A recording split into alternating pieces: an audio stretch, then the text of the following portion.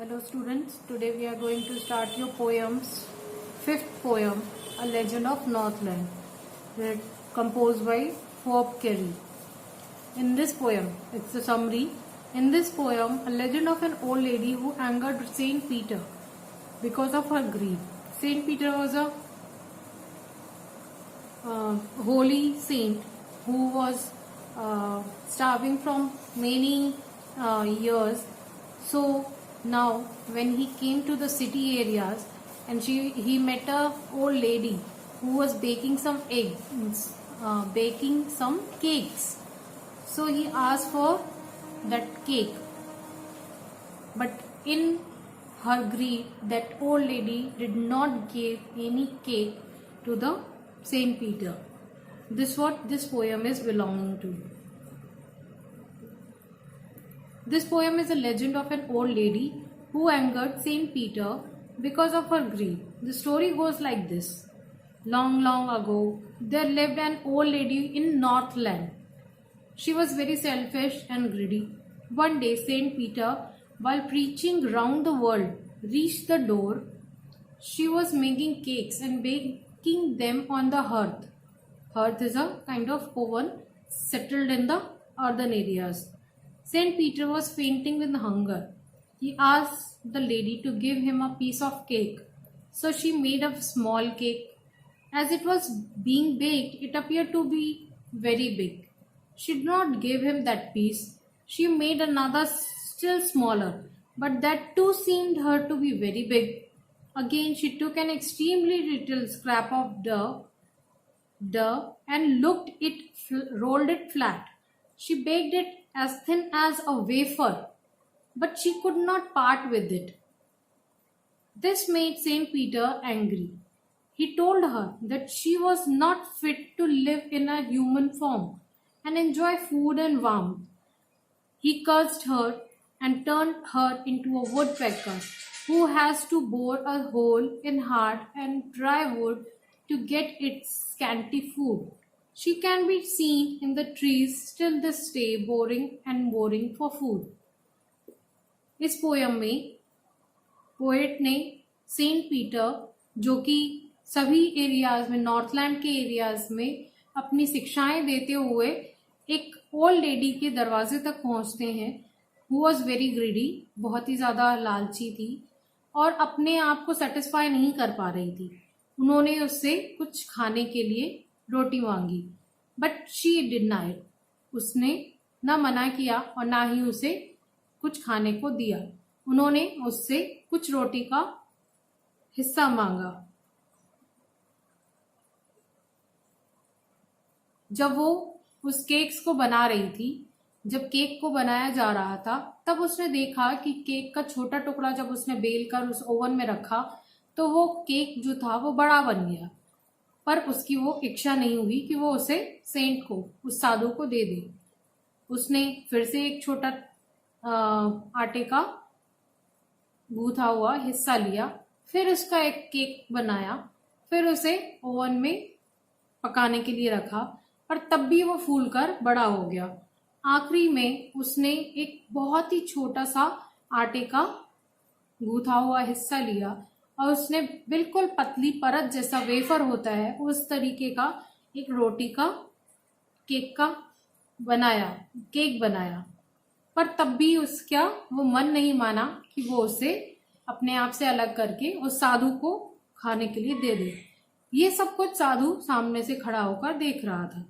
साधु ने उसे श्राप दिया कि तुम इस इंसान के शरीर में रहने के लायक नहीं हो और जब तुम किसी दूसरे की भूख नहीं मिटा सकती तो तुम्हें तुम्हारी भूख मिटाने के लिए भी बहुत मेहनत करनी पड़ेगी. और उसे woodpecker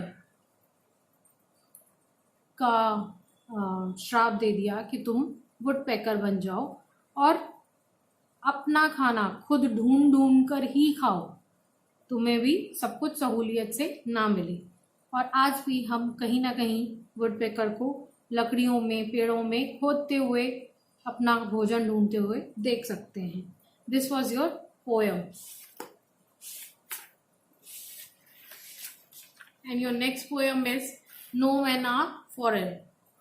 Summary of this poem. This poem was written by James Kirkup. We have many ways of thinking of other people as different from us. Those who are different from us are especially different from us. They may belong to the different countries or religion, follow a different lifestyle, and speak a different language. But the poet reminds us of the many ways in which we all are same, for we are human. We all are human beings. We follow the same living routine. We all breathe, eat, walk in the same way. We all are aware of sun, air, and water. We need them equally. No one can live without sun, air, and water. Used for the same purpose.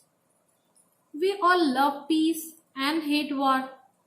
Others also have eyes like ours and wake and sleep. In every land, there is a common life. Love is a paramount everywhere.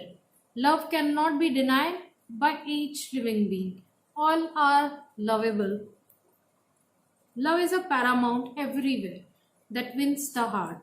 When we hate others, fight with them, raise arms against it, it is ourselves that we shall dispose, betray, and condemn. We pollute our own earth when none is foreign or strange. We all have a single common entity, and that is of being human. We all are human beings in front of all of the countries, person, each and everything which differentiate us with other countries members, but we still are human being in everybody's eyes. This was the summary of your poem. Now we are going to start your new movements. Next chapter, 5th, The Happy Prince, written by Oscar Wilde. Summary of this chapter is: this is the story of statue of a prince and the little swallow, who, in order to help the poor, sacrificed their lives. There was a statue of prince called Happy Prince standing on the tall high pillar above the city. It's a beautiful statue. It was covered with gold and sapphires for eyes, ruby in the sword. The Happy Prince could see the sufferings of the people in the city, but was unable to move from its place and help them.